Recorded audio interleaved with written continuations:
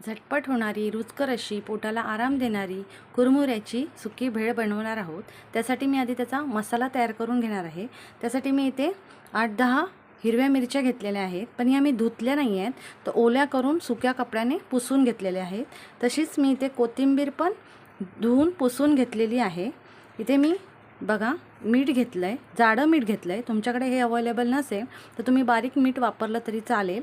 तसंच थोडीशी साखर घेतली आहे आणि इथे मी धना आणि गरम मसाला यांनी दोनांची मिक्स अशी 1 टीस्पून अशी पूड घेतलेली आहे।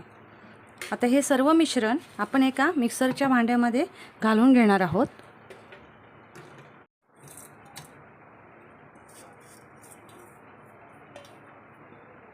आता आपण हे मिक्सरमधनं फिरवून घ्यायचं आहे।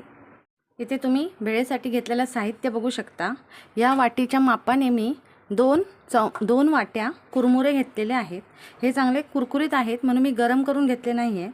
तुमच्याकडे जर नरम पडलेले असतील तर थोडे कढईमधनं गरम करून घ्या आणि थंड झाल्यावर भेळ बनवा।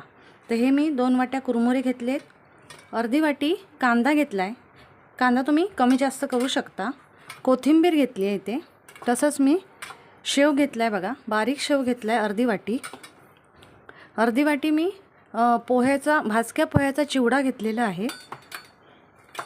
अर्धी वाटी मी इथे पापडी घेतलेली आहे आणि मी हा मसाला आता जो मिक्सरमधनं करून घेतला आहे तो मसाला आहे, तो आपण आपल्या आवडीनुसार म्हणजे किती तिखट आवडतं त्याच्या हिशोबाने कमी जास्त घ्यायचं आहे। तर आता हे सर्व साहित्य आपण ह्या कुरमुऱ्यामध्ये घालून घ्यायचं आहे। सर्वप्रथम पापडी घालू, त्यानंतर हा भाजक्या पोह्यांचा चिवडा घालायचा आहे, शेव घालायचा आहे,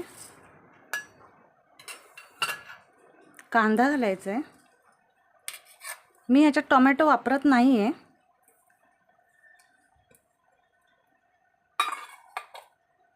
कोथिंबीर घालायची आहे।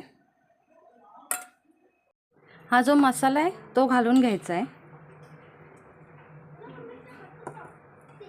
आणि वरून लिंबू पिळायचं आहे।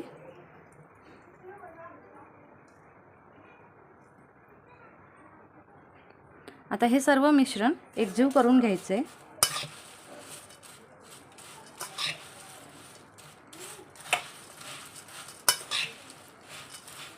आपली भेळ व्यवस्थित मिक्स करून झालेली आहे। ह्या भेळच्या साहित्याचं प्रमाण तुम्ही कमी जास्त घेऊ शकता तुमच्या आवडीनुसार। बघा छान व्यवस्थित मिक्स झालेली आहे।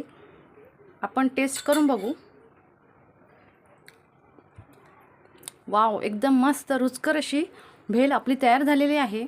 थोडीशी गोड, तिखट, आंबट अशी रुचकर अशी भेळ आपली तयार झालेली आहे। तुम्हाला जर माझी ही रेसिपी आवडली तर नीता रेसिपी मराठी चॅनेलला लाईक करा, शेअर करा, सबस्क्राईब करा आणि बेल आयकॉन दाबायला विसरू नका।